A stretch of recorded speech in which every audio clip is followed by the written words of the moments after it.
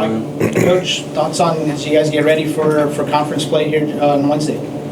Yeah, it's exciting. You know, obviously, Southern Conference is the best it's ever been, and our opportunity to go to a team that many people have picked to win it is a great opportunity for us to kind of prove ourselves and test ourselves against a really talented, well-coached team. And you know, they're obviously coming off a loss to UT Arlington that I'm sure they're fired up about. So it's a huge challenge for us, and it's one that we're really looking forward to. And like I said, I think they're really good, and they're going to test us in a lot of different ways, and we'll see what we're made of. Coach, you know, with conference play starting a little bit early in December, just what do you want to see from your guys with this first game in conference play, and then obviously the second half of that part starts in 2026? Yeah, I think growth is a big kind of a catchword for me in my mind, right? Just continuing to get better and continuing to improve and develop in all facets. We have to get better as individual players and our skill sets and things like that, but then also obviously collectively we have to do a far better job of executing the things that we're trying to get done offensively, doing our job defensively, and executing some of our shell principles there defensively, and then really putting together a comprehensive 40-minute game. We have not done that yet this year, where we've really been the best version of ourselves over the course of 40 minutes. And I think when we've shown flashes, those flashes have been great, and that's exciting, but it's really meaningless if you can't do it over the course of 40 minutes. So we really need to put together a comprehensive performance. And that's what this opponent is going to demand to get the win. You know, this environment, this kind of travel, this caliber of opponent, it demands a 40-minute performance on our part for us to be successful. And then you talk about SFA, you know, coming off a loss to UT Arlington, so they're going to be fired up for this game. But you guys have had a tough schedule so far, non-conference play with Baylor, and then just Illinois this past week. Just what's the schedule kind of taught you about your team so far this season?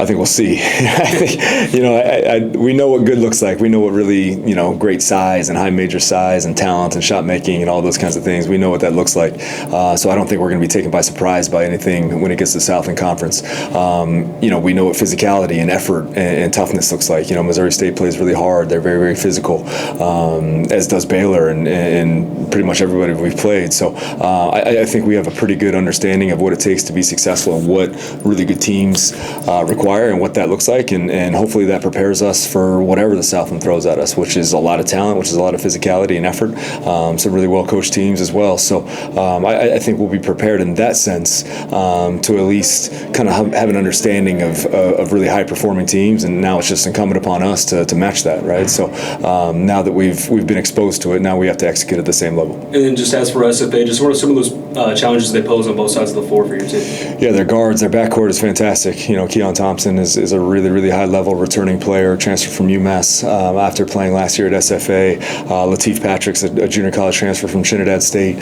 Both those guys can really fill it up. Both those guys are scoring at a really high clip and a pretty efficient clip as well. They're monsters in ball screens. They really make life hard on you, and you got to scheme for that accordingly. So our ability to neutralize those two will go a long way towards our ability to be successful. They have a couple shooters on the perimeter as well, as far as Burton, who's another Southland Conference guy from southeastern Louisiana, and then Norit as a D2 transfer. So they can space the floor with elite level shooting on the perimeter, and then Jared Colonel can protect the rim at the 5 spot. So they have a lot of guys that can really, really play. Coach Matt's come in and done a really nice job coming from Texas Tech. So they're balanced, and they play hard, and they play physically, and they got a couple guys that can score it. Cool. My last question is just doing a story on Marvin. Just talk about him and just bringing him down here to the Valley and just kind of what he's brought to your team so far, leading your team in points per game so far.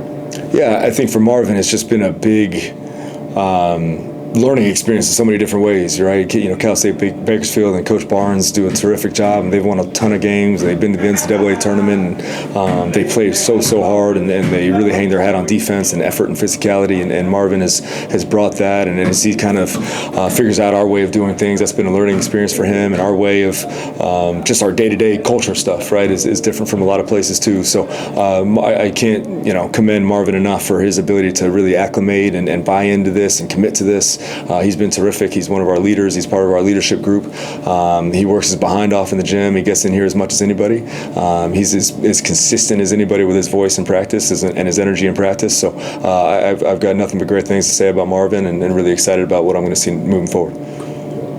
Just one question, Coach. What's been the key factors of the success that you guys had against Southern Utah and Southwestern Adventist?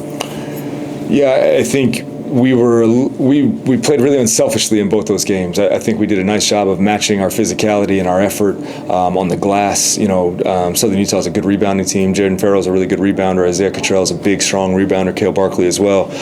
So they have a few guys. They can really put you under pressure. Rock Lee is a guard. Zach Bell is a guard. They can really put you under pressure on our defensive glass. So our ability to limit them to one shot and then come down and execute offensively and share the basketball and manufacture great shots for our teammates, I think was really on display in that game. And I think that was our closest example of putting together 40 minutes. So that's really the formula for us, right? Can we be really physical and tough and hard playing on both sides of the ball? And then can we meld that with execution and poise and decision making and hopefully some shot making sprinkled in as well.